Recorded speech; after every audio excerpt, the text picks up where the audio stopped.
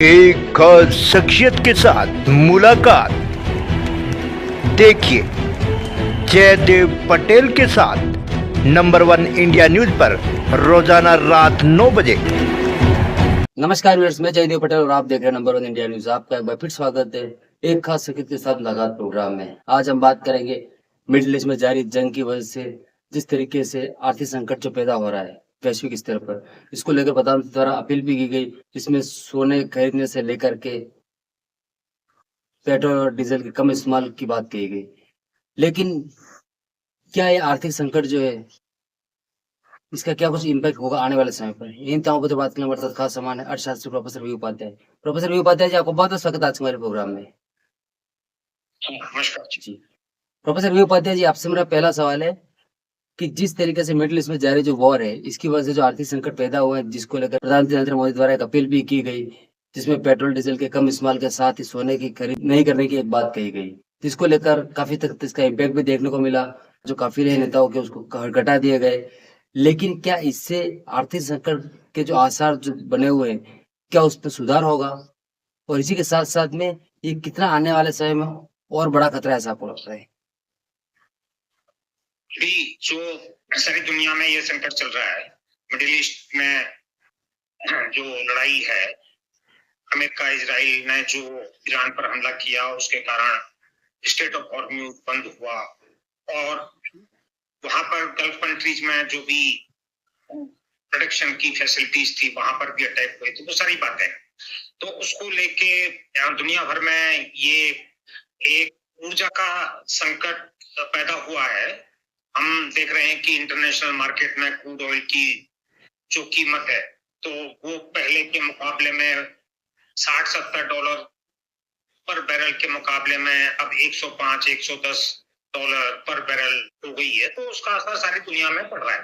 तो खाली ये क्रूड ऑयल की बात नहीं है, यहाँ पर नेचुरल गैस भी है, पेट्रोलियम गैस भी है, फर्टिलाइजर्स भी है, तो और भी हीलियम गैस है, तो और जो भी ट्रेड होता है तो सबका असर है। तो हम पर भी वो असर बहुत ज्यादा है क्योंकि हम बहुत ज्यादा हाइड्रोकार्बन्स एक्चुअली इंपोर्ट करते हैं, चाहे वो पेट्रोलियम प्रोडक्ट्स हो चाहे वो गैस हो, उस तरह से।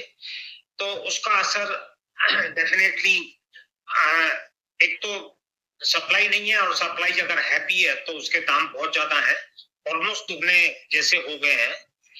लेकिन इन सबसे डील करने के लिए हम क्या उपाय जो सजेस्ट कर रहे हैं, तो उसमें ये है कि हम ठीक है, कुछ चीजें ऐसी हैं जो हम फॉरेन एक्सचेंज ज्यादा यूज करते हैं, जैसे मान लो गोल्ड है, सिल्वर है या पेट्रोल है, उस तरह से, तो उनको कम करें। लेकिन यहाँ जो बात कही जा रही है तो वो काफी हद तक सभी तरह के कंजम्पशन को कम करने वाली बात की जा रही है कि आप तो ट्रांसपोर्ट भी कम करो, आप एडिबल ऑयल भी कम करो, आप घर से काम करो, आप सरकारें कह रही हैं कि हम पब्लिक वर्क्स भी पोस्टपोन कर देंगे। तो एक तरह से जो ये सिचुएशन है जो कोरोना काल जैसी ही है कि सभी तरफ से सारी डायरेक्शन से हमें प्रॉब्लम आ रही है। डेफिनेटली हमारे इंपोर्ट्स हमें नहीं मिल रहे हैं तो बहुत महंगे मिल रहे हैं, और बहुत जरूरी इंपोर्ट है, एनर्जी है और फर्टिलाइजर्स है। उसके बिना तो हमारा प्रोडक्शन भी अफेक्टेड होगा, और वो उसी तरह से बाकी भी हैं जैसे हीलियम गैस है, इस तरह से। लेकिन हमारी जो समस्या है वो तो और भी ज्यादा है। हमारे एक्सपोर्ट्स भी उस इलाके में पहुंच जाते हैं, बहुत सारे हिंदुस्तानी रहते हैं तो वहां पर तो एक्सपोर्ट्स भी हम नहीं कर पाएंगे। हमारा रेमिटेंस जो हमें मिलता था फॉरेन एक्सचेंज का, अगर वहां हालत सुधरते नहीं है तो हमारे जो वर्कर्स काम करते हैं तो वो भी कितना पैसा भेज पाएंगे। तो बीओपी की क्राइसिस भी है, फॉरेन एक्सचेंज की भी है। लेकिन हम कह रहे हैं कि कंजम्पशन भी कम करो, प्रोडक्शन भी कम होगा, आपका एक्सपोर्ट इंपोर्ट भी कम है। तो प्रॉब्लम कुछ इस तरह की है कि हो सकता है कि इकोनॉमी के सभी सेक्टर पे इसका असर पड़े। तो हमारा जो ग्रोथ का अंदाज होता है 6% 7% का, वो तो डेफिनेटली कम होगा ही, लेकिन कितना कम होगा, क्या ये मतलब रिसेशन की सिचुएशन भी पैदा हो सकती है अगर कई महीने तक सिचुएशन ऐसी चले, और जिसके आसार लग रहे हैं क्योंकि अभी तो कोई समझौता भी नहीं है, और समझौता हो भी जाएगा। प्रोफेसर वी उपाध्याय जी, मैं आपकी बात को थोड़ा सा और आगे लेकर जाता हूँ। जिस तरीके से होलसेल प्राइस इंडेक्स जो था पिछले साल अप्रैल में 0.85 था, वही अभी की अगर हम बात करते हैं 8.32 हो गया है। ये क्या दर्शाता है? हाँ, तो ये असर आया तो पहले होलसेल पे दिख रहा है, तो ये ही बात कंज्यूमर प्राइस पे दिखने लग जाएगी 1-2 महीने में। असर तो उसका आएगा ही ना। तो वो भी थोड़ा बहुत तो बढ़ा है, और वो सारी दुनिया में ही बढ़ रहा है। तो अचानक जिस तरह से होलसेल तो हमारा बहुत नीचे रहता था कई सालों में, पिछले सालों में, अब वो 8% से ऊपर हो गया, तो बहुत बड़ी बात है। सीपीआई भी उसी तरह से।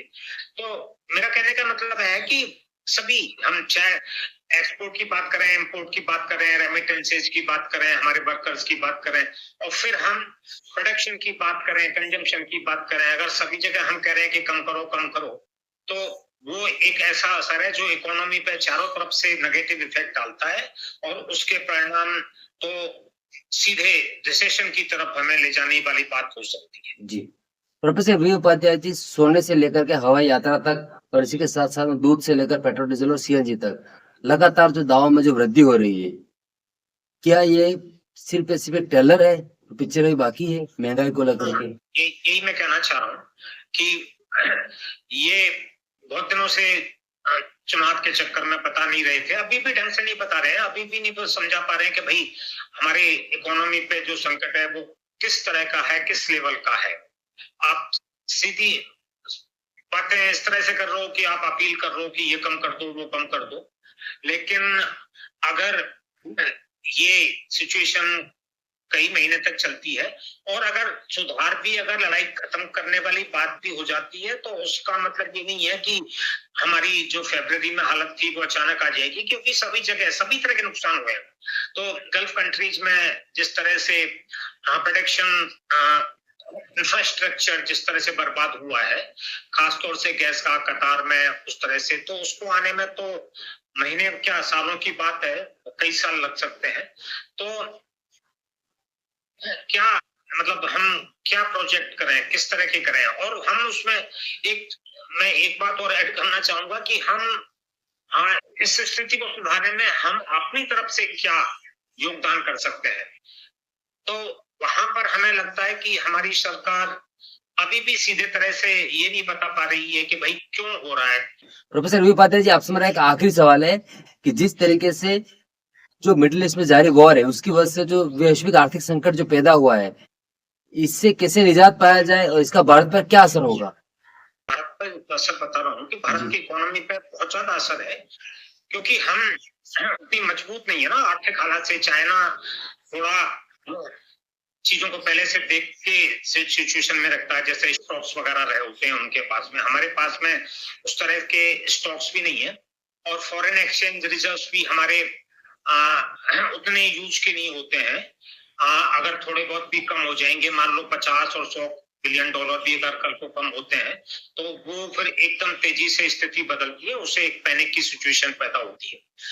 कुछ कंट्रीज होती हैं जैसे बड़ी इकोनॉमी वाली, चाइना, जापान, वो इन चीजों को संभाल सकती है, लेकिन हमारी तरह की हालात नहीं है, क्योंकि हमारा फॉरेन एक्सचेंज रिजर्व बहुत ज्यादा नहीं है, और है भी है तो वो बहुत ज्यादा यूज वाला नहीं है, क्योंकि हमारा अपना पैसा नहीं होता है, उसमें बहुत सारे डिपॉजिट्स होते हैं, तो पैनिक भी पैदा हो जाता है, लोग पैसा निकाल के चले जाएंगे। ये सिचुएशन भी जैसे स्टॉक मार्केट में, अमेरिका में स्टॉक मार्केट नहीं गिरा, लेकिन हमारे यहाँ गिरा है बहुत ज्यादा उस तरह से। तो हमारे यहाँ थोड़ा स्थिति ज्यादा खराब है, क्योंकि हमारे पास में वो ताकत नहीं है कि हम चीजों को उस तरह से संभाल पाए जैसे कुछ बड़ी कंट्रीज होती हैं, जैसे चाइना, वो कर सकती हैं। हम उस तरह का काम नहीं कर सकते। जी, प्रोफेसर वी उपाध्याय जी, आपने हमारे लिए समय निकाला, उसके लिए आपका बहुत बहुत धन्यवाद।